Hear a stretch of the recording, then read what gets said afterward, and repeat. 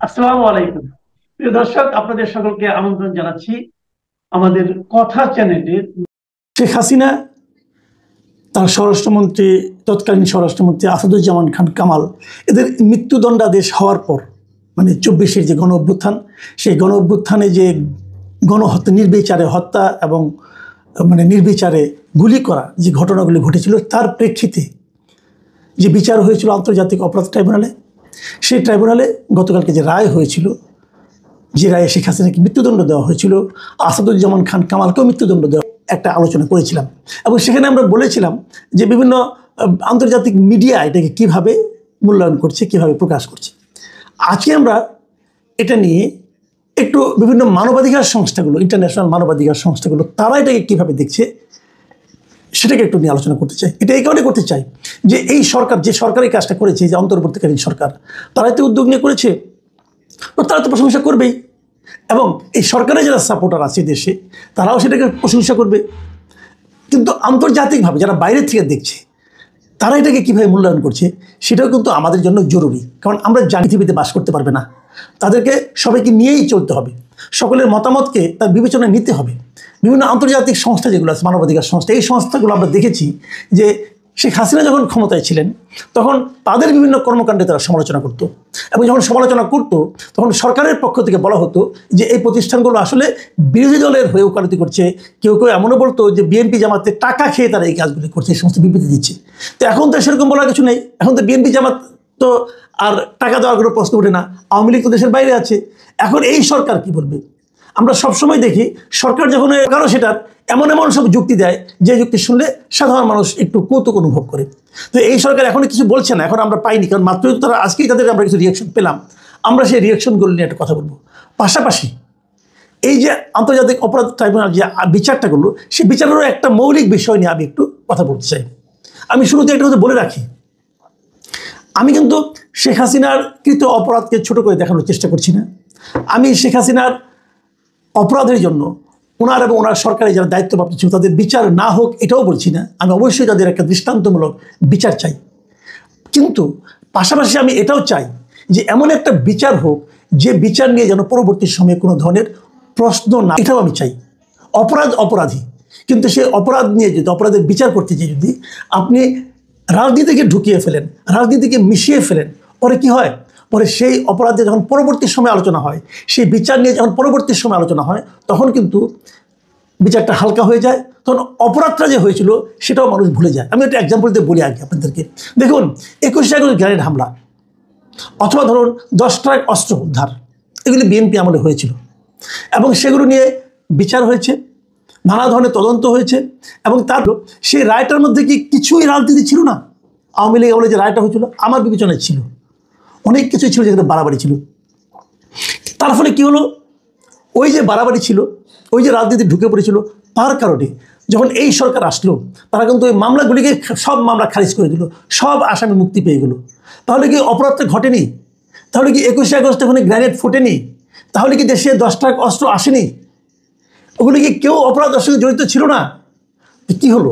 যে আপনার রাজনীতি করার কারণে, প্রকৃত মামলার সঙ্গে রাজনীতি ঢুকিয়ে দেওয়ার কারণে প্রকৃত আসামিরাও কিন্তু ঠিক না।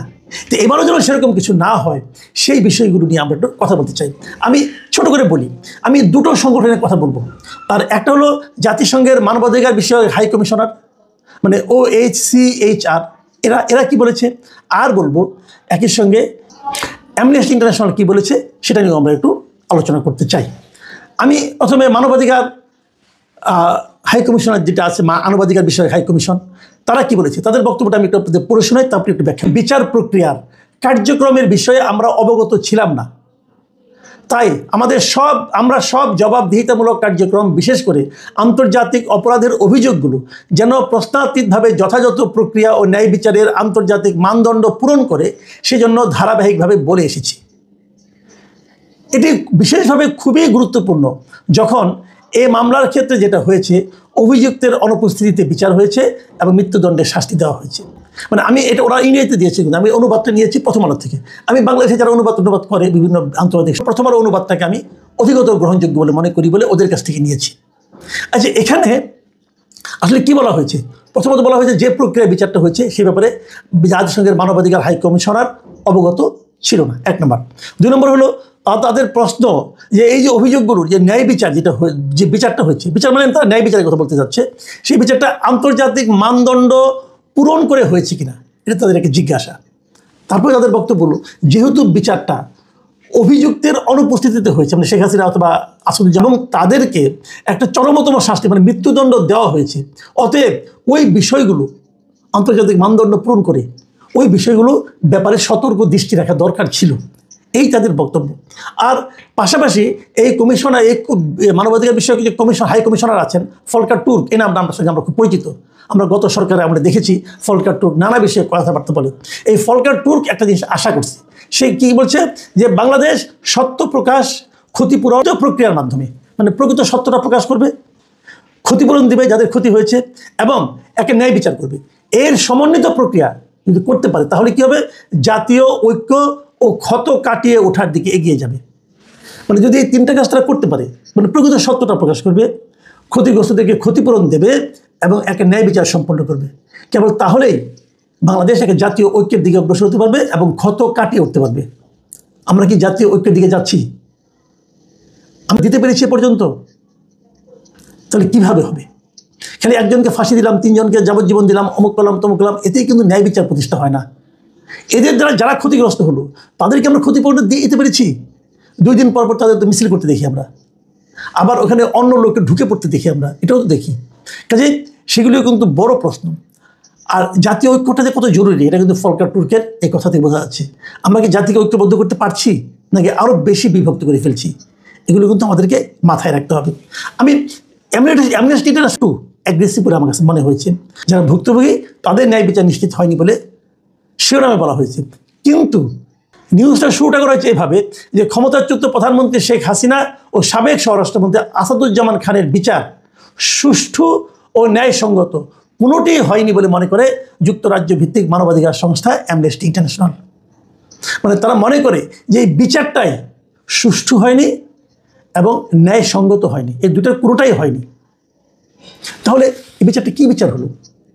দেখুন, হয়তো ভাববেন যে তুমি তো ভাই একটা দল করো, অথবা তুমি তো একটা পক্ষ নিচ্ছ, অথবা তুমি তো সরকারের বিরোধিতা করো, সরকার যা করে সেটাই তোমার বিরোধিতা করো। কাজে আমার আব্বাদ দেন, আমি বলছি না, এটা কিন্তু অ্যামনেস্টি ইন্টারন্যাশনাল বলেছে। এবং অ্যামনেস্টি ইন্টারন্যাশনালের বিভিন্ন বিবৃতিকে কিন্তু আমরা ইউনিসের পক্ষে যখন বিবৃতি আসতো, যখন বিএনপির পক্ষে বিবৃতি আসতো, যখন জামাতের পক্ষে বিবৃতি আসতো, তখন কিন্তু আমরা শেখ হাসিনা গভর্নমেন্টকে সমালোচনা করতাম যে অ্যামনেস্টি ইন্টারন্যাশনাল শেখ হাসিনা বলে সঠিক বিবৃতি দিত, আর এখন বেঠিক দেয় তা তো বলা যাবে না। তো কিন্তু তারা কিন্তু বলছে যে বিচারটা সুষ্ঠু হয়নি, ন্যায়সঙ্গত হয়নি। কেন হয়নি? তারা অনেকগুলো কথা কিন্তু বলেছে। তারা বলেছে যে এই সময়ে যে গত বছরে আন্দোলনের সময় যে গুরুতর মানবাধিকার লঙ্ঘন হয়েছে, যে অপরাধের অভিযোগ ছিল যেগুলো, এই জন্য যারা ব্যক্তিগতভাবে দায়ী তাদের বিরুদ্ধে সুষ্ঠু বিচার প্রক্রিয়ায় তদন্ত ও বিচার কাজ হতে হবে। কিন্তু এই বিচার ও সাজা পুরোটাই সুষ্ঠু ও ন্যায়সঙ্গত হয়নি। তার মানে তারা বিচার প্রক্রিয়ায় নিয়েই কিন্তু আপত্তি করছেন। এবং এটাও বলছেন যে আদালতে পরিচালিত হয়েছে সেই আদালতের স্বাধীনতার ঘাটতি ও অন্যায্য বিচার কার্যক্রমের জন্য এই অ্যামনেস্টি ইন্টারন্যাশনাল দীর্ঘদিন ধরে সমালোচনা করে আসছে। মানে এই আইসিটি এই যে ট্রাইব্যুনাল, এই ট্রাইব্যুনালের মানে আপনার বিচার কার্যক্রম নিয়ে অ্যামনেস্টি অনেক আগের থেকে প্রতিবাদ করে আসছে, এটা ভালো হয়নি। এই ট্রাইব্যুনালে কিন্তু আবার সেই যুদ্ধ অপরাধীদের বিচার হয়েছিল, তখন অ্যামনেস্টি বলেছিল এই বিচারটা ঠিক হচ্ছে না। এখনও সেই একই কথা বললো আমাদের। এবং তাদের যে বিবৃতিটা, তাদের বিবৃতির মূল যে পয়েন্টটা সেটা হলো যে আসামিদের অনুপস্থিতিতে এই বিচারের কার্যক্রম নজিরবিহীন দ্রুত গতিতে করা হয়েছে।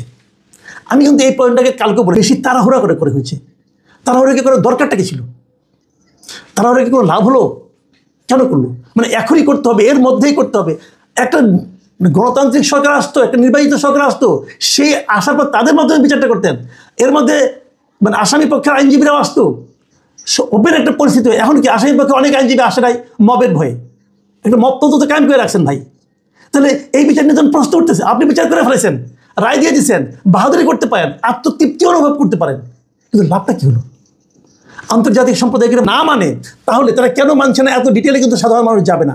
মানুষ কি ভাববে যে অ্যামনেস্টি ইন্টারন্যাশনাল অথবা যাদের সঙ্গে মানবাধিকার হাই কমিশন এরা এই বিচারটাকে ভালো বলেনি, একটা মন্দ বিচার আমরা কেন করতে যাচ্ছি? লাভটা কি?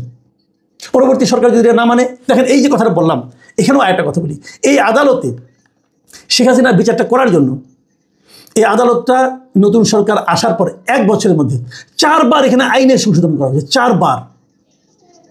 এই যে এখানে ভিডিও ক্যাসেট, টেলিফোন বার্তালাপ, এগুলো অডিও ক্যাসেট, এগুলো সাক্ষ্য হিসেবে আসছে না? এটা কিন্তু এই আদালতের মধ্যে ছিল না, এই আইনে। আরেকটা জিনিস করা হয়েছে, সেগুলো ভূতাপেক্ষা কার্যকারিতা, মানে রেট্রোস্পেক্টিভ এফেক্ট যেটাকে বলা হয়। এর অর্থটা হলো, সাধারণত সারা দুনিয়ার আইনের নিয়ম হলো, অপরাধটা যখন ঘটবে সেই সময়ে ওই অপরাধ বিষয়ক যে আইন, সেই আইন দিয়েই বিচার করতে হবে, এটাই নিয়ম।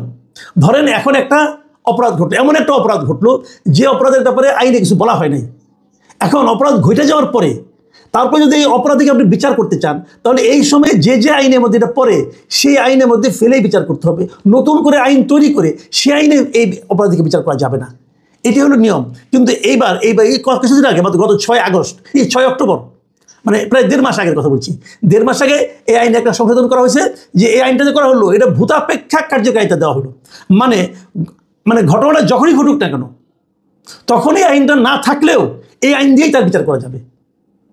এবং এটার মাধ্যমে কিন্তু সেক্ষেত্রে বিরুদ্ধে অনেক মামলা হলো। এখন প্রশ্ন হলো, এই যে আইনগুলো চেঞ্জ করছেন আপনি, কি দিয়ে চেঞ্জ করছেন? কীভাবে চেঞ্জ করলেন আইন? দেশে যখন পার্লামেন্ট নাই, পার্লামেন্ট না থাকলে তো আপনি আইন চেঞ্জ করতে পারবেন না, আইন বানাতেও পারবেন না। তখন যখন পার্লামেন্ট না থাকে, তখন আইন চেঞ্জের নিয়মটা কি? যে রাষ্ট্রপতির অধ্যাদেশ দিয়ে করা হয়। ক্যাবিনেটে একটা প্রস্তাব পাস করা হয়, সেটা রাষ্ট্রপতির কাছে পাঠানো হয়, রাষ্ট্রপতি সিগনেচার করলে আপৎকালীন সময়ের জন্য প্রযোজ্য হিসাবে একটা অধ্যাদেশ হয়ে যায়। সে অধ্যাদেশের মাধ্যমে এই আইনগুলি করা হয়েছে। এবং এই অধ্যাদেশটা কিন্তু আইনে পরিণত হবে যখন নাকি পরবর্তী পার্লামেন্টে এই অধ্যাদেশগুলোকে তারা যদি মেনে নেয়, পাশ করে। তাহলে যদি পাশ না